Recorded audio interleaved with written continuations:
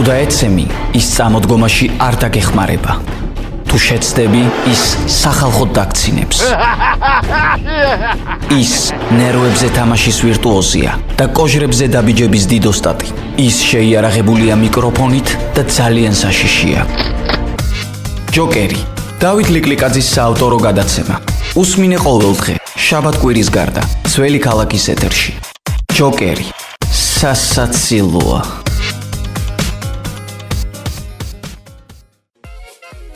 ჩინეთზე არავინ ნერვიულობს, მოთქვამდნენ ამასწინათ ჩვენი ქალაქის პატივცემული და ჭაღარა კაცები, რომლებიც ბაღის კიდეზე იგრიბებიან ხოლმე. სამყარო იცვლება და ჩვენს თვალწინ გაჩნდა უდიდესი გეოპოლიტიკური მოთამაშე. მილიარდნახევრიან ქვეყანას პიკზე ასვლისათვის სულ რაღაც ნახევარი საუკუნე დასჭირდა. არ არსებობს სოფლიოში სფერო, სადაც ჩინეთის აზრი არ იყოს გათვალისწინებული. ჩვენ ნაჭუჭი ჩაკეტილები ვართ და ისიც არ ვიცით, რომ რეალურად დროის ამბავია, თორემ შუა აზიის მინიმუმ ორ ქვეყანას ჩინური დრაკონი გეოგრაფიულად შთანთქავს. ეს სიტყვები კი უფრო განათლებული ახალგაზრდებისგან გავიგონე. ეს გადაცემა ჯოკერია.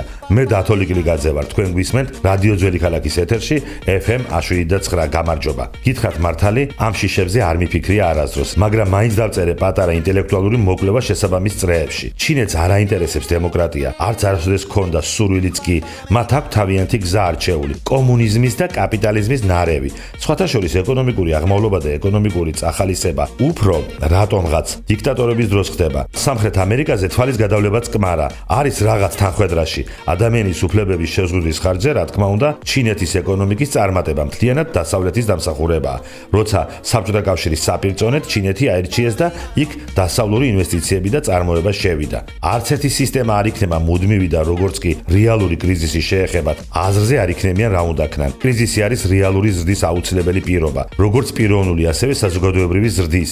ინდივიდუალური ფსიქოლოგია პირდაპირ ვრცელდება ეთნოფსიქოლოგიაზეც. მოკლედ რომ თქვა, როგორც კომფორტში გაზრდილი ბავშვი ვერ მიაღწევს ცხოვრებაში რეალურ წარმატებას და მშობლებზე იქნება დამოკიდებული, ისე ვერასოდეს გაიზრდება საზოგადოება, რომელსაც ჰყავს კარგი პატრონი. იქ, სადაც დემოკრატია, უფრო კარგად ცხოვრობენ, უფრო დიდია ბედნიერების ინდექსი. ჩინელები უკეთესად გრძნობენ თავს ამერიკაში, გერმანიაში, ავსტრიაში, კანადაში, ნორვეგიაში. დამიჯერეთ, კომუნისტური ჩინეთი სულაც არ არის კარგი მოდელი. უბრალოდ ამხელა ქვეყანას ასე უკეთ უვლიან და გქონდეთ კომუნიზმი, არაფერი საშიში აქ არ არის.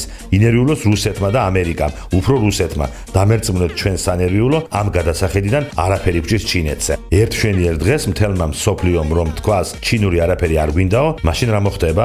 იმპერია რა ის კიდე ჩინეთი მანამ იქნება ძლევამოსილი, ვიდრე ეს დასავლეთს და რუსეთს არ მოსყინდება. ეს გადაცემა ჯოკერია. მე დათო ლიკლიკაძე ვარ. შევხვდებით ერთმანეთს ყოველდღე, შაბათ-კვირის გარდა. თუ დაეცემი, ის წამოდგომაში არ დაგეხმარება. თუ შეცდები, ის სახალხოდ დაგცინებს. ის ნერვებზე თამაშის ვირტუოზია და კოჟრებზე დაბიჯების დიდოსტატი. ის შეიარაღებულია მიკროფონით და ძალიან საშიშია. ჯოკერი, დავით ლიკლიკაძის საავტორო გადაცემა. უსმინე ყოველდღე, შაბათ-კვირის გარდა, ძველი ქალაქის ეთერში. ჯოკერი, სასაცილოა.